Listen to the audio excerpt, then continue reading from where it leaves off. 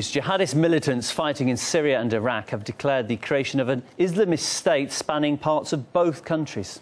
The now notorious al-Qaeda breakaway group known as the Islamic State of Iraq and Syria, or ISIS, is behind the declaration. And they are urging other jihadist groups to pledge allegiance to the new state. As you can see clearly on our map here, its territory covers the north of Syria and the eastern half of Iraq, which is home to rich oil fields. So the question then arises, where exactly does ISIS get the funding that it needs in order to seize power in the region? Well, it's thought that the group has powerful sponsors in the Gulf states which fund its activities. ISIS is also involved in smuggling, extortion and bank robberies. In the course of its rapid advance on Baghdad, the group took control of stockpiles of US-made weaponry. And even Washington has played its role in the rise of ISIS, as RT's Marina Portnaya explains. The newest terrorist organization, known as ISIS, is overtaking al-Qaeda's reign as public enemy #1. Sunni Islamic militants are unleashing brutality and bloodshed in Iraq. But it's next door, in Syria, during a 3-year civil war, where the extremist group got its start. We are where we are because we armed the Syrian rebels. We have been fighting alongside al-Qaeda, fighting alongside ISIS. ISIS is now emboldened in 2 countries.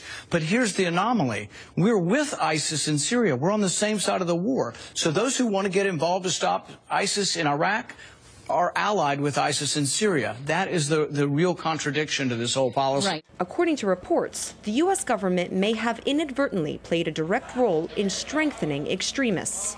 There are also allegations that the United States may have been involved in some of the training of these ISIS insurgents at a training camp in Jordan.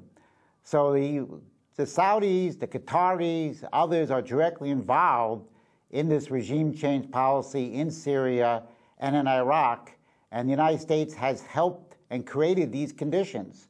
And this will cause chaos and expanding war in the region. According to German magazine Der Spiegel, Americans were still in Jordan in March of last year, training up to 1,200 members of the Free Syrian Army to use anti-tank weaponry. We have spent a lot of time trying to work with a moderate opposition in Syria.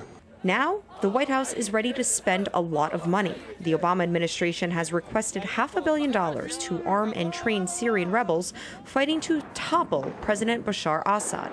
U.S. officials claim only appropriate vetted members of the moderate Syrian opposition will receive American weapons and ammo. Problem is, it's not always easy to differentiate between the moderate and terrorist. Here's U.S. Senator John McCain posing with members of ISIS. The photo is now reportedly being circulated by the group as proof of their legitimacy. Not to be disputed, the legitimacy of ISIS's gruesome behavior.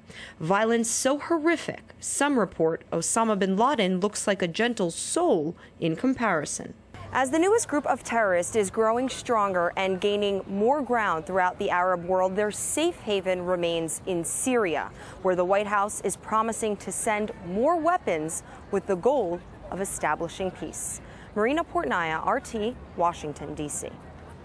And it's not just Gulf countries or the US behind the rise of the militants operating in Syria. We spoke to Dr. Hussein Barji from the Middle East Technical University, who says Turkey has been widely supporting jihadists in its bid to undermine Assad. We know that the Turkish government, in particular in Syria, is entertaining strong and close relations with Islamic groups. The Turkish government until now has not used the word terrorist for issues, but rather speaking about the certain elements of Islamic groups. We know that the Turkish government has been friendly to those groupings, and those groupings also abuse, of course, this Turkish sympathy of the Turkish government.